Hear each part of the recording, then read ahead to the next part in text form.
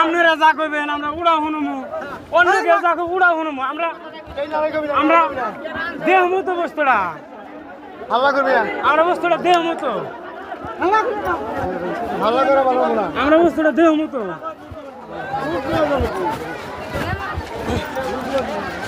কি হয়েছে মানে বুঝলাম না। মানে এটা ভোটের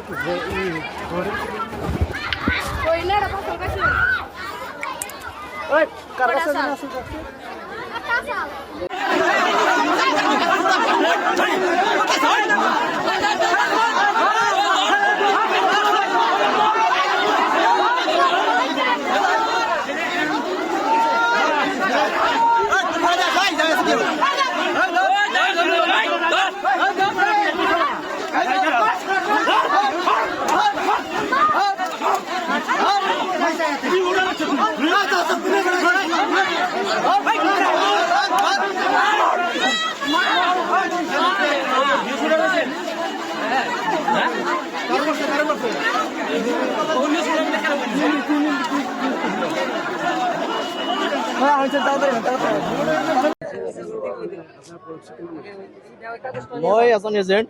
মই ৰাতিপুৱাৰ পৰা আছো। মই এতিয়া ভোট দিব গৈছো যে 4:30 বাজি গ'ল, মই ভোটটো দি আহোঁ। মোৰ চিৰিয়েল নাম্বাৰ হ'ল 140। তেতিয়া মই যোৱাতে মোৰ যিটো পুলিং এজেণ্ট আছিল সেইবিলাকে টিট মাৰ্ক দি দিলে। টিট মাৰ্ক দিয়াৰ পিছত মই ছাৰৰ ওচৰত গ'লোঁ। ছাৰে ক'লে তোমাৰ ভোটটো দিয়া আছে। সেইটো কেনেকৈ হ'ল সেইটো ছাৰক আপত্তি জনালোঁ।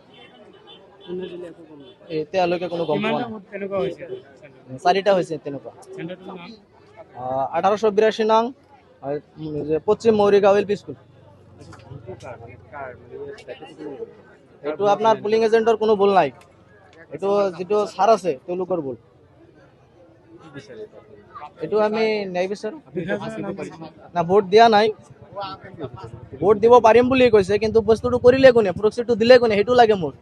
মোৰতো বেলেগ, মোৰ ভোট দিম সেইটো বেলেগ কথা, ভোট দিব লাগিব, কিন্তু মোৰ প্ৰক্সিটো দিলে কোনে সেইটো লাগে মোৰ। তদন্ত বিচাৰি আছোঁ। 7 তাৰিখে দ্বিতীয় ফেজৰ যি নিৰ্বাচন আছিলে সেই নিৰ্বাচনত আগৰ নিৰ্বাচনসমূহ উজনি অসমত যি নিৰ্বাচন আছিলে খুব শান্তিপূৰ্ণভাৱে হৈছে।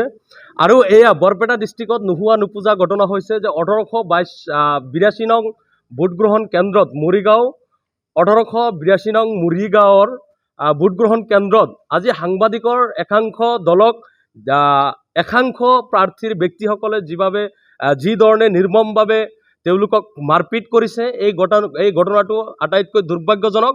আৰু সেই ঘটনাৰ আমি তীব্ৰ নিন্দা জনাইছোঁ।